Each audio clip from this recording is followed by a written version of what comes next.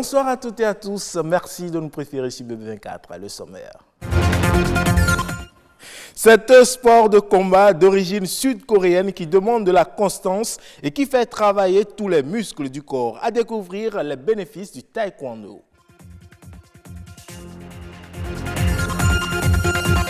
L'hyperlordose lombaire, à ne pas confondre avec la lordose lombaire, est une maladie qui touche le creux au milieu du dos. Elle résulte souvent de certaines de nos postures. On en parle dans un instant. Enfin, il est indispensable pour la santé, mais très difficile à produire. Le sel qui donne la saveur à nos mets peut être aujourd'hui produit de façon écologique.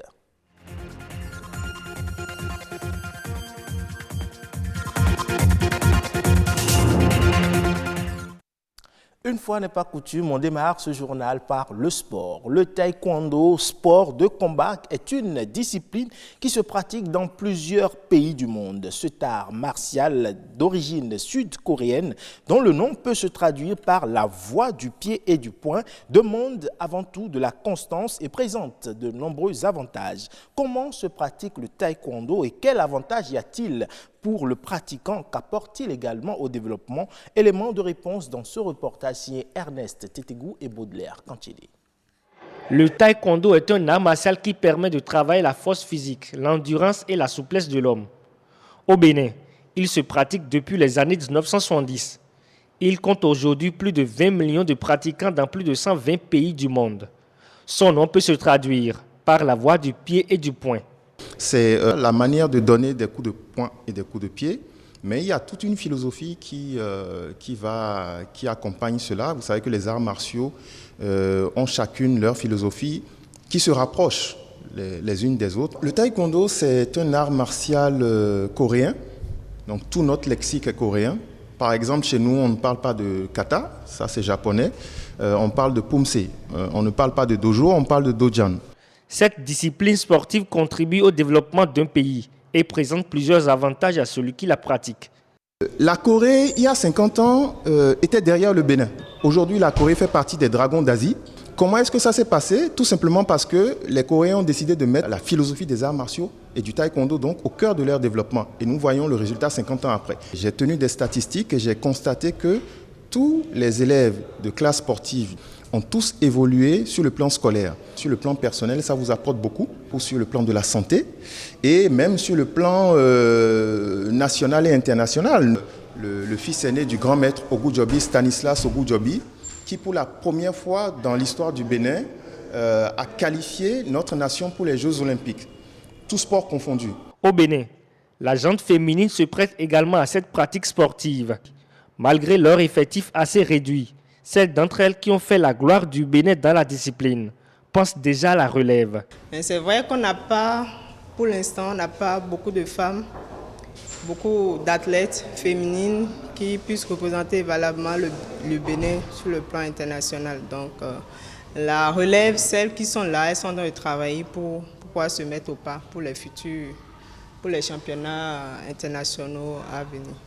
Devenu un sport olympique depuis 2000, le taekwondo est parmi les sports de combat, la seule autorisant les frappes avec les pieds. Un sport qu'on peut commencer par pratiquer dès le jeune âge. Il cultive la courtoisie, l'intégrité, la persévérance, le contrôle de soi et le courage, comme des valeurs intrinsèques. Et si vous pratiquez le sport de façon générale, votre lordose lombaire se porte très bien, car contrairement à l'entendement populaire, la lordose lombaire n'est pas une maladie. Elle est plutôt une partie indispensable du squelette de tout être humain. Et quand des anomalies surviennent, on parle alors d'hyperlordose lombaire. Que comprendre par l'hyperlordose lombaire? Élément de réponse avec Marianne Bossemende. Le squelette humain est composé entre autres de la colonne vertébrale et de la lordose lombaire. Cette partie du corps, pourtant considérée à tort comme une maladie, est essentielle pour tout être humain. La lordose lombaire, c'est la courbure de la colonne vertébrale qui donne une concavité postérieure au niveau de la zone lombaire, au niveau du rachis lombaire. c'est-à-dire le creux que nous voyons immédiatement après les fesses. On a besoin de cette lordose pour avoir une bonne résistance au niveau de la colonne vertébrale. Lorsque nous avons des creux qui vont dépasser 5,5 cm actuellement au Bénin, on peut parler donc d'une lordose qui dépasse déjà notre norme. Il faut donc parler d'hyperlordose lombaire en cas de maladie. La pathologie peut être congénitale ou non. Toutefois, certaines habitudes telles que le port de chaussures à talons peuvent constituer des facteurs de risque. Et lorsque vous travaillez tout le temps dans une position qui crée votre lordose, c'est-à-dire une position de dos creux, vous pouvez augmenter à la longue votre lordose lombaire. Chez les dames, le port de grossesse, le port de sac à dos par exemple, quand c'est trop lourd, vous allez aussi augmenter la colonne lombaire. Chez les apprenants, le port de sac à dos inadapté prépare à une hyperlordose lombaire. Et si les enfants trouvent normal de tout porter pour éviter les corrections à l'école, les parents sont appelés à plus de vigilance. Il faut savoir que vous ne devez pas mettre plus de 10% du poids de l'enfant dans le sac. Si le sac pèse plus de 10% de son poids, c'est mauvais. Autre chose, il faut que l'enfant soit bien chaussé. Parce qu'il peut être bien chargé, mais s'il est chaussé correctement et que sa chaussure n'a pas des talons qui projettent son tronc vers l'avant, il n'y a pas de problème. Troisième élément, c'est que le sac doit être un sac adapté à l'enfant. Il ne faut pas acheter les gros sacs des adultes à son enfant. Le sac doit pouvoir s'arrêter au niveau des fesses. Si tous les cas d'hyperlordose lombaire ne peuvent être soignés, certains peuvent par contre être corrigés. On peut rendre souple la colonne lombaire de façon à ce que cette colonne lombaire, lorsque même elle a une hyperlordose, qu'elle puisse vraiment faire le mouvement d'antéro-postérieur sans problème. Si c'est une personne déjà qui a un certain âge, on peut lui apprendre à faire des gestes pour pouvoir recorriger ça. Mais si c'est un enfant, il faut alors savoir qu'est-ce qui est la cause. Est-ce que c'est dû à la charge de son sac, etc. Mais mieux vaut prévenir que guérir. De saines habitudes peuvent aider à garantir une plus longue durée de vie à la colonne vertébrale et aux disques intervertébraux. Lorsque nous devons nous asseoir, rentrer correctement nos fesses dans les sièges. Utiliser des sièges qui ont des dossiers, qui ont le dos presque droit. Sinon, je veux dire droit. Lorsque nous nous asseyons dans notre voiture, redressons notre dossier pour que ça soit droit. Il faut toujours garder une petite lordose, même si vous êtes sur engin. Il ne faut pas effacer totalement sa lordose lombaire. Elle joue un rôle important dans l'équilibre physique et dans l'idéal, toujours consulter quand surviennent les premières douleurs. On en consomme tous les jours et dans tous nos aliments. Le sel, un nutriment utile qui permet de faire ressortir les saveurs du plat. Il est essentiellement utilisé pour assaisonner, conserver les aliments et aussi pour enrichir la nourriture. Indispensable pour la santé, mais très difficile à produire. Mais aujourd'hui, on produit du sel de façon écologique et cela avec le soleil. Devant nous, Flavien, un environnementaliste, nous parle des avantages de cette méthode modernisée au micro de César Achadé et Iliad Bokovo. Passé, les femmes de Djegbadji, dans la commune de Ouida, produisent du sel à partir du sol salé, utilisent les bois, donc détruisent la végétation et font chauffer ce sol-là avec l'eau salée pour pouvoir récupérer le sel au bout de 3 heures, 4 heures de chauffage. C'est une activité qui a beaucoup d'impact sur l'environnement et sur la santé de ces femmes-là. Mais aujourd'hui, force est de constater qu'il y a une nouvelle méthode de préparation du sel qui utilise l'eau de mer que l'on fait sécher au soleil au bout de 4-5 jours pour pouvoir récolter du sel. Alors, c'est une méthode écologique parce qu'elle protège l'environnement, elle ne déboise pas et elle ne détruit pas le sol et elle ne porte pas atteinte à la qualité de ces femmes qui s'adonnent à cette activité-là. Avec la méthode traditionnelle que nous connaissons, il y a la destruction de l'environnement, alors qu'avec la méthode nouvelle, le moteur de fabrication de ce sel, c'est le soleil. Donc il suffit seulement qu'on ait de l'eau de mer à porter Il suffit qu'il fasse soleil et la production de sel a lieu. L'avantage de cette fabrication de sel, c'est qu'on n'est pas tenu de rester nécessairement sur la côte pour fabriquer. N'importe où on est et il y a du soleil, on peut faire le sel. Donc c'est une activité à long terme qui, lorsqu'elle est bien cadrée, pourra utiliser beaucoup de jeunes, pourra utiliser beaucoup de chômeurs. Est-ce que vous voyez? Parce que quel que soit Alpha, nous avons besoin du sel pour notre alimentation. Et cette expérience pilote a lieu actuellement dans la commune de Semekodji, où des femmes s'adonnent à cette activité. Je crois qu'elles ne regrettent pas parce qu'elles gagnent leur vie en faisant cette activité-là. Et c'est l'occasion pour dire de les encourager, de leur doter des moyens qu'il faut pour pouvoir continuer la production de ce sel. Au Kenya, à présent, le gouvernement va augmenter les impôts pour financer les dépenses de l'année budgétaire 2019-2020.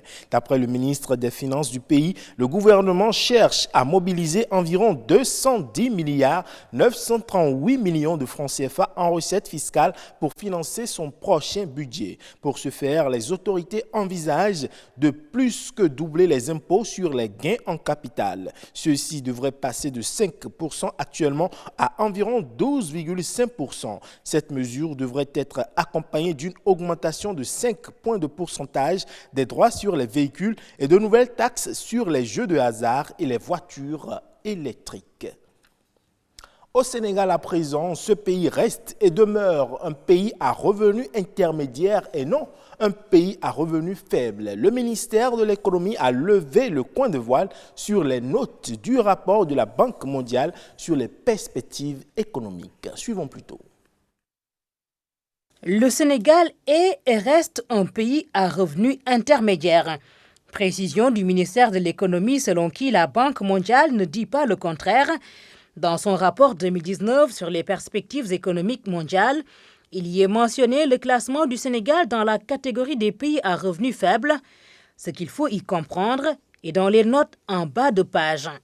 Parce que tout simplement, l'indicateur qui est utilisé, à savoir le revenu national brut par habitant, est évalué à $950, alors que le seuil qui limite un peu les deux catégories est de 995.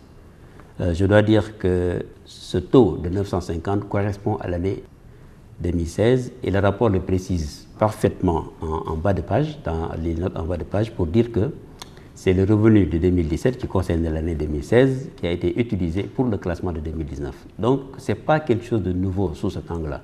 Parce que si vous vous rappelez, il y a 3 ans, effectivement, il y avait tout un débat à l'époque sur le classement du Sénégal. C'est exactement la même chose qu'on a.